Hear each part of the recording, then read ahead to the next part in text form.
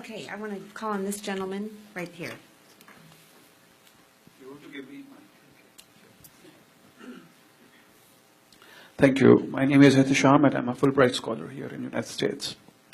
Of course, I haven't read the book, but my observations are based on the presentation made by Christine. Unfortunately, I found some of the, there is a lot to debate about, but I understand I am a participant only. I can make only use of limited time. I found some of the arguments were very selectively used, and only one side of the picture was presented. For example, a couple of examples. You said Kashmir, Pakistan has no legal basis on Kashmir. I don't understand what sort of legal basis should we have. You have mentioned about the UN resolution. You have mentioned that India went to a Security Council, and Security Council said that let the Kashmiris decide. Let us have a plebiscite there. So that's a legal basis. Go and ask the Kashmiris with whom they want to go. My second observation. Yes, we had a beautiful lawn back there in our homeland, but it was late 1970s, at the peak of Cold War. Soviet Union just entered Afghanistan, and here was the CIA and the Americans. They went to Pakistan and Afghanistan, and fortunately, incidentally, they found an ally in the form of ISI or whatever, and they jointly created this jihad narrative. Kashmir is not the only thing which is behind those groups which you are calling the jihadis and terrorists. In fact, Kashmir has always been there. The rise of jihadis has been after the Soviet Union entered, and then CIA went there and worked with ISI, and the jihad narrative was brought, groups were made and fought with, and then the Soviets were pushed out. And then US left Pakistan and Afghanistan in the lurch, and Afghanistan fell into the hands of the warlords.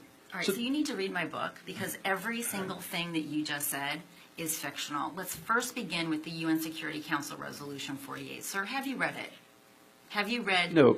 Okay, so the first thing I'm going to encourage you to do is go on to the UN Security Council's website and read that fabulous resolution that every Pakistani points to, but which not a single one has read. I also then want you to take the actual version from the UN Security Council, and then I want you to compare that to the claims made by Pakistan's permanent representation to the UN. And you're going to understand your confusion, sir.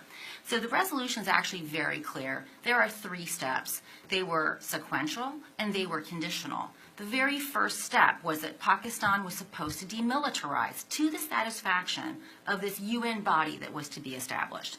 Then, conditioned upon the UN being so satisfied with this demilitarization, India was also supposed to demilitarize with a presence being permitted to defend itself against Pakistani aggression.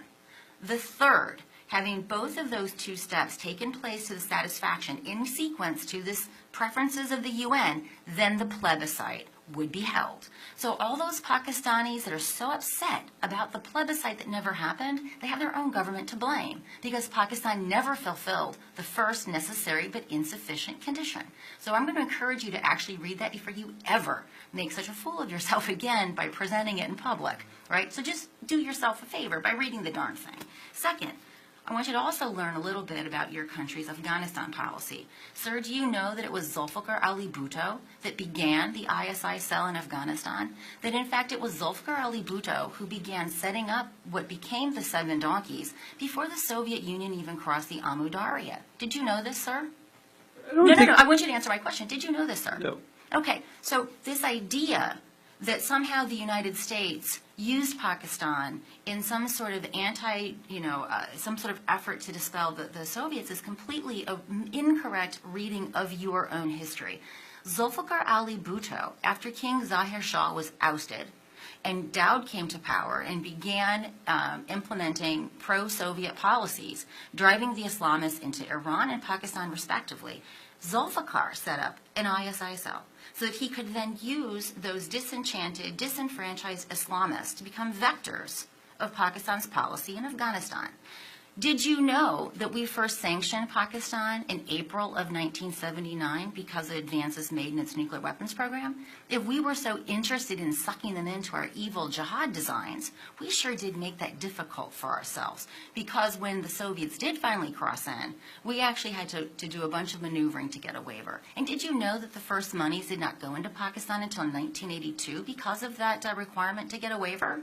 So before you go and you blame the United States for using and abusing poor Pakistan, you should familiarize yourself with your own history, because in fact Pakistan had been instrumentalizing Islamists long before the Americans even knew what an Islamist was. Now, going to your next point about the Americans just leaving Pakistan high and dry. Well, this comes to, and Steve Cohen is here. I'd like to hear him talk about this. Let's talk about their Pressler Amendment, right? The Pressler Amendment was actually designed so that Pakistan could continue proliferating while we continued arming you, right? Because we'd first sanctioned you in April '79. Everyone understood the name of this game. When we withdrew in 1990, we withdrew. Pakistan, however, continued mucking around with the Islamists. So this idea that the jihad today are the Taliban of today and Al-Qaeda, this is also a really grotesque and empirical error that I don't quite frankly expect from a Fulbright student. So I'm happy to have more exchanges with you, but I think you should read my book, because everything that you said is a highly stylized retelling that you get from Pakistani media in your curriculum.